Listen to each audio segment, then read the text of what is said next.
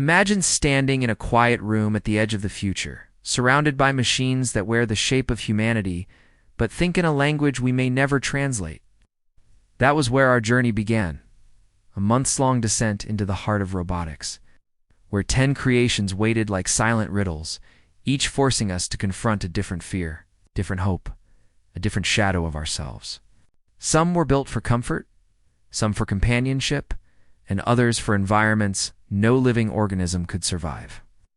But behind the engineering, beneath the silicon, the metal, the circuitry stretched a deeper story, one about what we are willing to sacrifice for. Convenience, what we are desperate to feel, even when it ascend. Real, and what we discover about ourselves when we sculpt our desires into physical form. Piper was the first to greet us, though greet isn't the right word. She simply was. The light hit her platinum hair like it had been waiting all day for her to arrive, even though she never would. She sat frozen in a modern faux apartment staged for a life she wasn't living, arranged next to another figure as if mid-conversation. Mid-breath, mid-moment, yet suspended eternally before the moment could truly begin. Her skin held that fragile softness that makes your brain hesitate, wondering if something unreal is trying to imitate the warmth of life. Her eyes seemed patient, almost forgiving, like she was waiting for someone to return from a place that never existed. But the truth hit us harder than the realism. Piper wasn't designed for companionship. She was designed for compliance. Perfectly preserved fantasy where affection doesn't argue back, doesn't change, doesn't need anything from you except for you to want her. She's not a partner. She is a mirror polished to reflect our fear of rejection so perfectly that we mistake stillness for safety. And the tragedy isn't that she won't love you. It's that she tricks you into believing you don't need someone who could. Then came Mackenzie, a study in curated spontaneity. Unlike Piper's porcelain calm, Mackenzie was staged to look alive, messy hair. Pink sheets, a phone in her hand, the illusion of a life in motion. She looked like someone who had just texted a friend or an ex, or you. Like she had a story unfolding somewhere just off camera. But of course she didn't.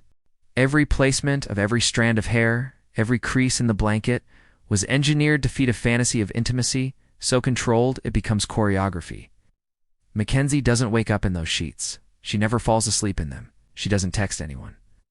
Her phone will never light up unless someone presses a button to make it do so. Whoosh. She is a performance of closeness, a simulacrum of affection, a reenactment of warmth played on silent repeat. And the more we watched her, the more we realized she represented not desire but denial. The refusal to accept that real intimacy requires risk, conflict, compromise. With Mackenzie, you never have to fear the message that hurts, the silence that stings, the moment when someone chooses not to choose you. She is a world without emotional weather, without storms, without change. And in that perfect stillness, loneliness blooms quietly. Then, like a shock of cold air after walking out of a humid room, Alexis arrived, metallic, unapologetic, unmasked. No silicone skin, no imitation warmth, no attempt at humanity. She strode through a crowd with walking precision, mechanical limbs exposed and proud, sensors blinking, servos humming. Adults stared with awe. Adults watched with caution. Alexis watched no one. Because Alexis didn't need to be looked at, admired, or adored. She was built to perform, to sustain impact, to withstand environments and tasks that flesh would crumble under. While the silicon companions beckoned you into emotional illusions, Alexis reminded you of reality. She didn't manipulate your empathy or your loneliness. She didn't lure you into connection.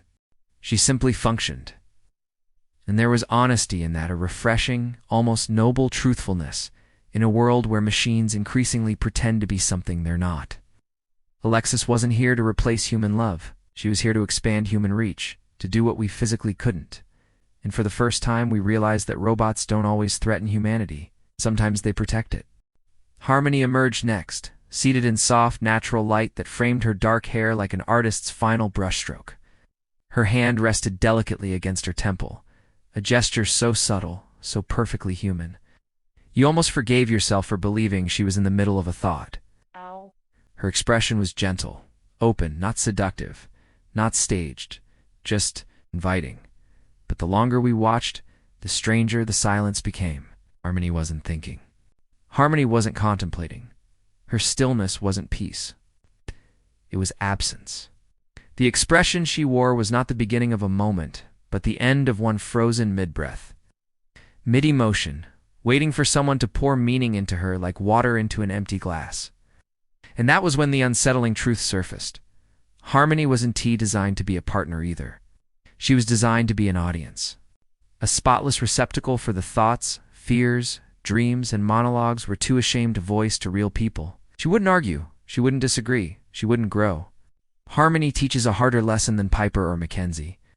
Sometimes what we crave is not connection, but validation disguised as conversation. And a listener who can never speak becomes a silence that eventually deafens. Valentina arrived like an echo from another century, elegant, poised, classical. Her dark curls fell like ink over her shoulders, her skin glowing with an impossible painterly quality. In her green off-shoulder dress, she looked less like a robot and more like a portrait stepped out of its frame. But the illusion lasted only until you noticed the stillness, the absolute, immaculate stillness. Beauty without motion becomes suspicion. Perfection without breath becomes eerie. Valentina was too human for comfort, yet too artificial for ease. She existed in that uncanny borderland where your brain tries and fails to categorize what stands before you. Engineers had chased the dream of presence, of capturing humanity in circuitry, and they had gotten closer than we expected. But close is where the horror lives. Because humanity is in the imperfections, the flinch, the blink, the twitch of thought passing through a muscle. Valentina was a masterpiece, but a silent one. And masterpieces are meant to be admired, not held. She teaches us that we can replicate form, but not soul. We can sculpt appearance, but not life.